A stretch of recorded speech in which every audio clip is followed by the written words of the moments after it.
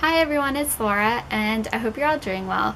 Today I'm going to share with y'all my top 3 tips for getting healthy. These tips are kind of broad, and the reason I'm making them broad is I think sometimes people focus too much on specific food items and not enough on the big picture. So in this video we're talking more of the bigger picture of most of the time is this how you eat. So let's get started. So my first tip is to limit your saturated fat.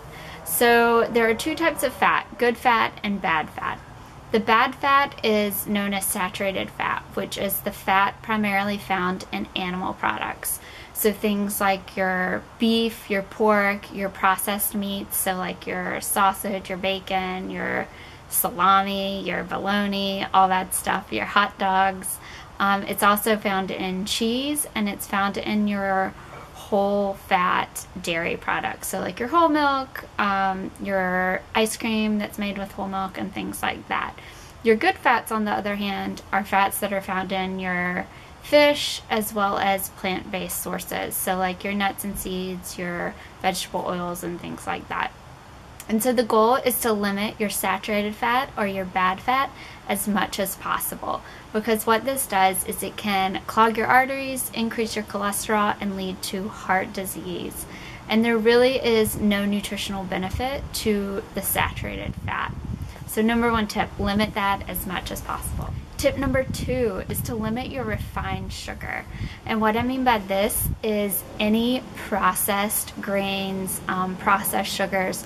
So like your candies, your desserts, any of your sweets, your cakes, your pies, things like that.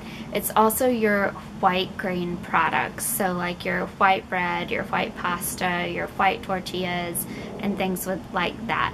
So what refined sugar or white grains are is essentially just sugar. There's no nutritional benefit to them.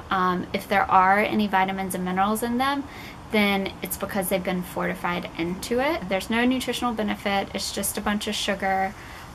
Lately I've gotten the question a lot about, well, aren't fruits and vegetables sugar? Aren't potatoes sugar? Aren't bananas sugar? And things like that. And yes, they are carbohydrates and they do turn into sugar in your body, but there's so many other nutrients that coincide with that sugar. There's fiber, which slows down the absorption of that sugar.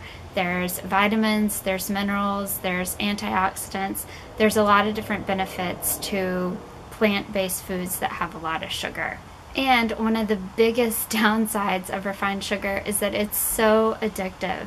It's so easy to get addicted to cakes, candies, to your processed sugars, just because it does give you that high, it does give you that buzz, and it is something that is addictive.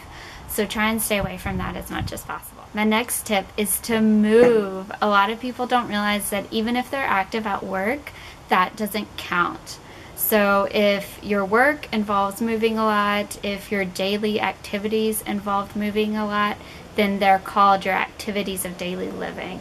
And so the recommendation is to exercise 150 minutes a week in addition to your already activities of daily living. And so it is important to stay active, to stay physically fit, because not only does it keep your body healthy, it keeps your mind healthy as well.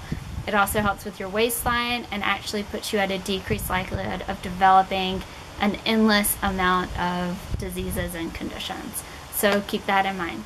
So I hope this video helped y'all out. If you have any questions or comments, feel free to leave them down below. Remember, limit your saturated fat, your refined sugar, and exercise as much as possible. And I'll see y'all in my next video. Bye.